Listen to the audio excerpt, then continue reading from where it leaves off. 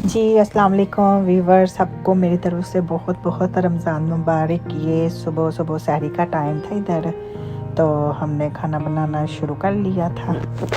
तो ये कल मैंने आलू चिकन बनाया था, तो उसके साथ एक रोटी, थोड़ा सा दही, थोड़ा सा सालन ये खाया। फिर सहरी करने के बाद नमाज वगैरह पढ़ के, कुरान वगैरह पढ़ के, तो तकरीबन 6:30 बजे तक सो गए थे।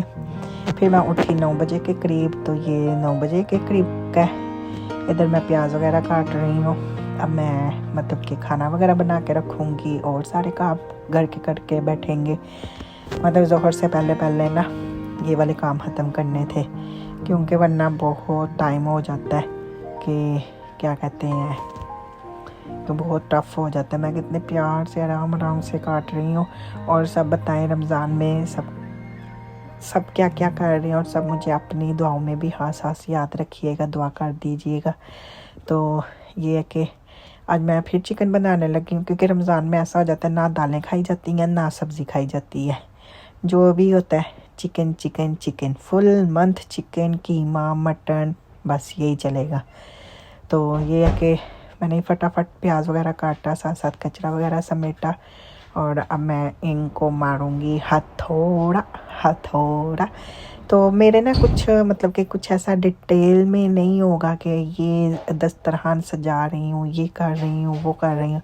बस बनाने के टाइम पे, क्योंकि हम लोग शेयरिंग में रहते हैं, तो ये सब चीज़ें दिखाना मेरे लिए पॉसिबल नहीं है, तो इस वजह से।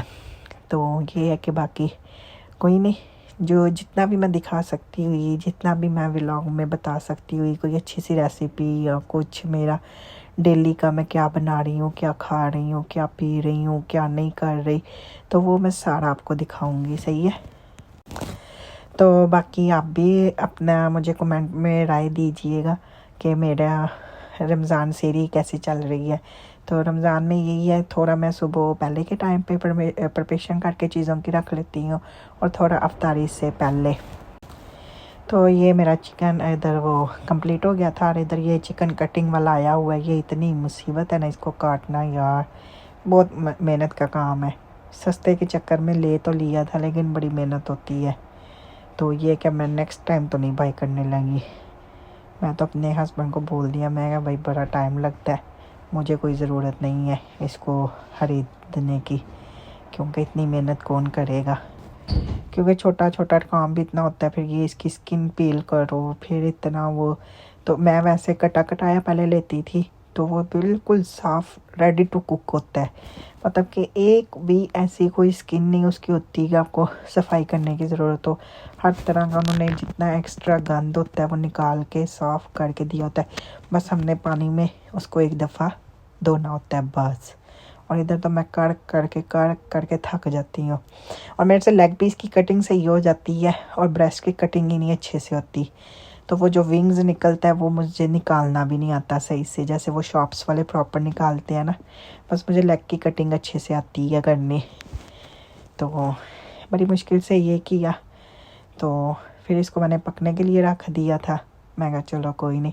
और ये मैंने कल पालक काट के ना तकरीबन 1 हफ़्ते की काट के रख ली है। शायद 1 हफ़्ते से कम ही चलेगी, क्योंकि डिपेंड करता है। नहीं, 1 हफ़्ता तो नहीं जाएगी, एटलीस्ट 3-2 दिन, 3 के दिन मेरा ख्याल चली जाएगी।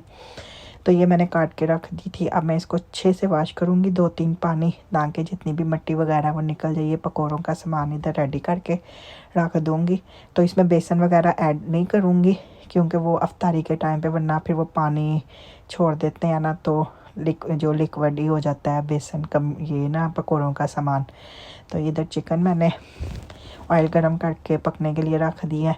कुछ नहीं, बेसिक बस बनाया था मसाला डाल के, मतलब कि नॉर्मल मसाले। और इधर मैं आलू की कटिंग करके, और इनको भी आपने पालक वाले में नहीं मिक्स करके रखना है, इनको अलग से मैंने पानी में डाल के रखा था, ताकि मेरा अफ्तारी के टाइम पे कटिंग का काम आसान हो जाए।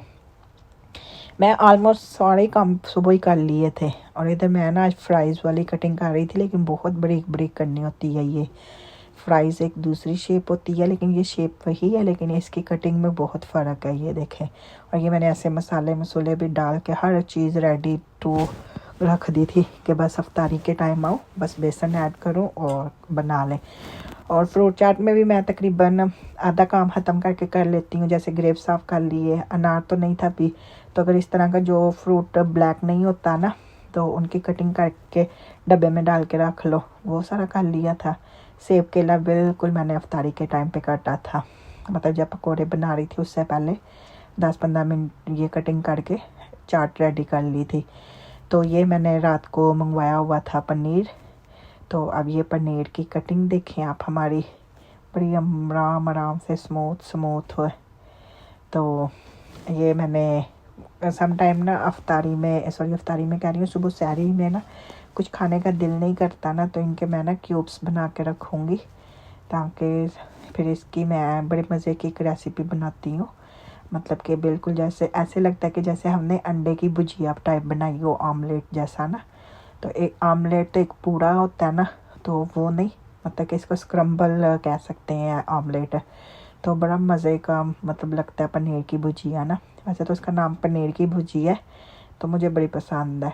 तो वो फिर मैं ना रमज़ान में सहरी के टाइम पे, लेकिन अभी नहीं, आने वाले कुछ दिनों में बनाऊंगी, क्योंकि जिस दिन बंदा उकता जाता है ना रोज़ ही सेम चिकन खा के, मटन गोश्त ये चीज़ें, तो ये मैं तब के लिए रखी है।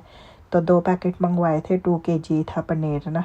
तो इनको ये क्यूब्स करना इजी होता है, अगर मैं ऐसे भी फ्रीज़ कर सकती हूँ, कोई इशू नहीं है। लेकिन फिर जब मुझे चाहिए होगी ना, तो उस टाइम पे कटिंग करना ये वो करना बड़ा मुश्किल होता है। और क्यूब्स इसलिए कर रही हूँ कि ये इसको डीप फ्रोस्ट करना बड़ा इजी होता है। मैं सुबह सहरी में ही इसको बनाया करूँगी, क्योंकि ये बड़ा जैसे ऑमलेट बनने में 10-15 मिनट लगते हैं ना, ऐसे वेरी फास्ट ऐसे बन जाता है। तो इसको ना वो करना पड़ता है, क्या कहते हैं, फिर इसको पानी में बस डिप कर दें तो वो ना बड़ा इजीली सॉफ्ट हो जाता है। तो कोई टेंशन नहीं होती फिर इसकी ना। तो वरना अगर हम पूरा स्लाइस रखेंगे तो उसको डीप फ्रोज होने में भी बहुत टाइम लगता है। तो इसलिए मैं इसकी कटिंग ना अपने अकॉर्डिंग इस तरह क्यूब्स में करती हूँ, ताकि मुझे टेंशन नहीं हो, मज़े से करती हूँ कटिंग। तो बाज़ लोग तो कच्चा पनीर भी ऐसे ही खाते हैं, उनको बड़ा पसंद है, इंडिया वालों को तो बहुत पसंद है भाई। तो मुझे तो सिर्फ पका के ही पसंद है, कच्चा नहीं कभी भी खाया ना, टेस्ट किया क्या है क्या नहीं, तो मज़ा आता है। वैसे मैंने बटर पनीर भी बड़ा खाया हुआ, लेकिन बनाया नहीं हुआ कभी, मौका मिला तो बनाऊंगी। तो इधर मेरा ऑलमोस्ट बस ये पनीर कटिंग होने वाला ही था। तो मैं कहा चलो पूरा ही क्यूब्स दिखा देती हूँ, क्या इसको फॉरवर्ड करना है। तो बाकी कोई नहीं, आप सब बताएं फिर। इसके ये सुबह का ही सारा रूटीन चल रही है। तो आज अफ्तारी में कुछ ज़्यादा नहीं बनाना, क्योंकि फ़र्स्ट डे है। तो देखते हैं क्या क्या बनेगा। बस पकोड़े हैं, समोसे हैं, क्योंकि समोसे मैंने पहले ही बना के रखे हुए हैं। पकोड़े बस बनाऊंगी, और फ्रूट चाट हो गई, और खाना हो जाएगा बस। क्योंकि थोड़ी चीज़ बनाओ वेस्ट नहीं हो, और क्योंकि हम इंसान हैं, लालच इतना कर लेते हैं, ये भी बना लेते हैं, ये भी बना लेते हैं, बाद में इफ्तारी के बाद यकीन माने खाया ही नहीं जाता। तो पता नहीं वो कौन से लोग हैं जो इतना भर के खाते हैं। तो थोड़ा ख्याल रखें, कोई नहीं, पूरा साल ही खाते हैं, तो उतनी चीज़ बनाई जितनी सेहत के लिए भी ठीक है और ज़रूरत भी है। तो मैंने तो सिर्फ पकोड़े और वो बनाए थे, क्या कहते हैं, समोसे। सबका एक एक दो समोसा और थोड़े से पकोड़े। तो ऐसे ही है, फिर कभी जिस दिन पकोड़े नहीं बनाऊंगी उस दिन कोई और चीज़ कर दूंगी, समोसे स्किप कर दूंगी। रखनी दो तीन चीज़ें हैं बस, इससे ज़्यादा नहीं ना भाई, हम खा सकते हैं। फिर ये मैं आ गई इफ्तारी के टाइम से थोड़ा देर पहले, और माशाल्लाह इधर मैंने एप्पल की कटिंग कर ली, बनाना काट लिया, और मेरी प्यारी सी चाट रेडी हो गई। इसमें मैंने ना ऑरेंज का जूस फ्रेश निकाल के ना वो डाला था। तो वो बनाने के बाद फिर मैंने इधर अफ्तारी की तैयारी शुरू कर दी थी। ये समोसे मैंने सबसे पहले डाले हैं फ्राई होने के लिए। मैं कहा पहले इनका तो काम ख़त्म करें। तो और देखें कितने प्यारी गोल्डन शेड आ गई है।